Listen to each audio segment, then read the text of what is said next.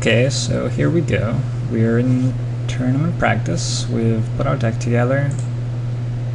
A nice thing about playing a single set format and having drafted that set a lot is that it's fairly cheap to put together decks for it.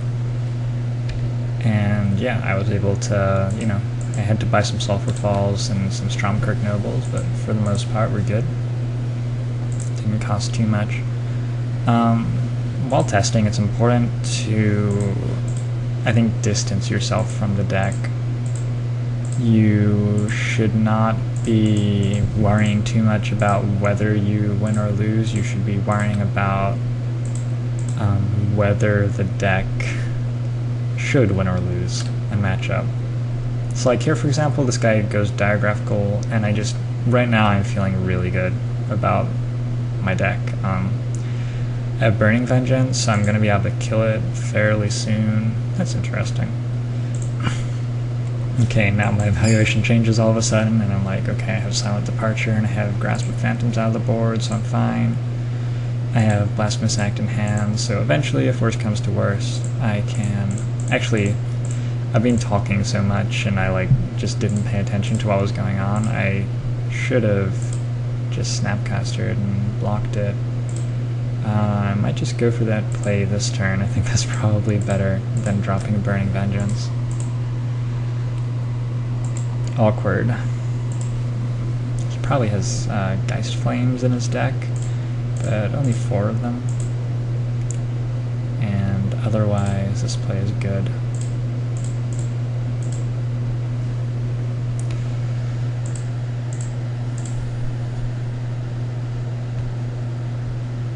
Yeah, I should have just done that last turn. So let's just finish you off. If I draw another land, I get to deal with the Ironsmith straight away, but probably I don't even want to be honest. It seems like here I'm just winning. Like if his plan is to play creatures like Village Ironsmith and Curse of Stalked Prey, the matchup is going to basically look like this. He's going to start off beating me in the face, and it's going to be a little bit scary, and then I'm going to stabilize and win. After I've put in Burning Vengeance on the table, his deck should not kill me ever. So given that analysis of the matchup, which I think is decent, I'm going to bring in more Pyroclasms, Grasp of Phantoms. I'm going to keep my Snapcasters in, I think, but I'm going to drop the Delvers. The Delvers don't block very well, neither do the Stromkirk Nobles. The Snapcaster Mages block a little bit better. They block Diagraphical. They still don't block Village Ironsmith or a lot of other stuff that he has. But they're also instant speed, so he probably has like Crossway Vampire. And Crossway Vampire won't be able to stop Snapcaster Mage from blocking a dude. And I think Dissipate is just too slow. Also, I forgot to get my cool version. I totally paid $3 or something to get old Dissipates, and then I just forgot to put them in the deck. I could play a Heretic's Punishment here just to ensure that I get to the late game, but I don't think I need to. I think I'm just gonna go like this. Actually, Ludwig's Test Subject doesn't seem so bad here. Let's play that over Dissipate. That's one reason that it's great to have lots of one-odds just hanging out in your sideboard, because you may be playing a matchup and just notice them there and think, hey, this card may actually be quite good in this particular spot, and then you can play it and find out. So I have turn 1 Geist Flame up. If he goes like Village Ironsmith or Bloodcrazed Neonate. And I'm noticing that Geist Flame is absolutely amazing against this particular deck as well. So probably the 4th copy of Geist Flame is going to enter its way into my list. And I'm just going to keep on making changes based on what I play against and what I see. For the first few matches, there may be a lot of changes. Wow, that seems bad against me. I hope he has some way to utilize that, because guess he could use the ultimate.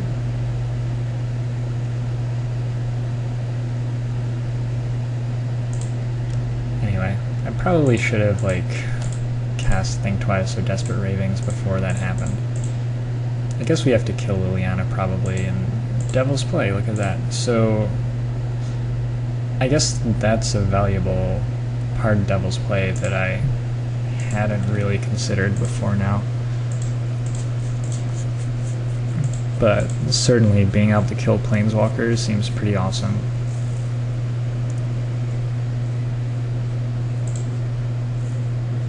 I can just discard a Think Twice here and then flash it back. Uses my mana more efficiently than the other stuff I was going to do. Get to tap out perfectly. And okay, so he probably has no way to deal with Burning Vengeance resolving on the table. In fact, his deck seems very weak against mine. Just noticing that. Liliana seems bad, Dead Weight seems absolutely atrocious. A lot of these creatures just died of Geist Flame, so this is a pretty cool thing to notice. Like, I don't know what else to say. Cool. This appears to be a complete buy for my deck. So basically I'm just gonna... Okay, yeah, he just concedes. So yeah, that was the first match, and after every single match I want to go over here, take a look at the cards in the deck, and reevaluate them. Because every single time you play, you have more information about the format and more information about your deck. So I want to add another Geist Flame to my deck, and I want to work out where that's going. I think I want it main deck, and my impression, in fact, after that game was that I just don't need these guys. I don't need to be a beatdown deck at all. So I'm actually going to just completely cut Delvers for now. They may return. I'm keeping in mind that, you know, they are cards and I have them. I'm gonna help my curve out a little bit by adding 2 Silent Departure back into the deck. And I think I want a 3rd Snapcaster Mage, but how much do I want to buy one? Or 4th Snapcaster Mage, rather. I think I'm just going to buy one. A problem with testing on Moto is that you have to have the cards. That's, like I was saying at the beginning of this video, I think that's 1 plus to playing single set. You can probably buy all the Innistrad cards for... I should not have insinuated that I was able to do this calculation. Well, it's got to be less than $500 for like 4 ofs of all of them already. Is that true? That might not be true. I guess it's around $500 probably. I've been doing so much drafting that I already have a whole lot of them, which is nice. But if you want to test this stuff out, you may want to start on Magic Workstation or Cockatrice or Apprentice. Does that still exist? I don't know. I just bling out my deck with foils that I've drafted and go to town, clearly. We have to work out what we're adding to the sideboard now that we've cut some cards. I can't really think of a matchup that Delver is good in, so I think Brimstone Volley or Devil's Play. One thing that that match sort of made apparent to me is that we're pretty weak against opposing Planeswalkers. There's only 2 Planeswalkers in the format, and Liliana doesn't do that much against us, but all the same, I think I want a way to kill Garrick, and Devil's Play seems like a good answer to him. And it's probably a little bit better than Brimstone Volley, given the nature of our deck. Okay, so those are the changes that I'm going to make. I still haven't gotten to cast Mirror Mad Phantasm, and yeah.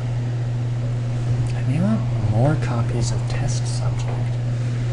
That's so weird, but it actually seems pretty good against humans as well. Right? They have like Fiend Hunter. It's probably not. Probably we're using all our mana every turn, forever. It's probably just bad. Anyway, we'll have to see how it works when we actually get to play it. But yeah, I'm gonna make these changes to the deck, and then I'll see you for another match.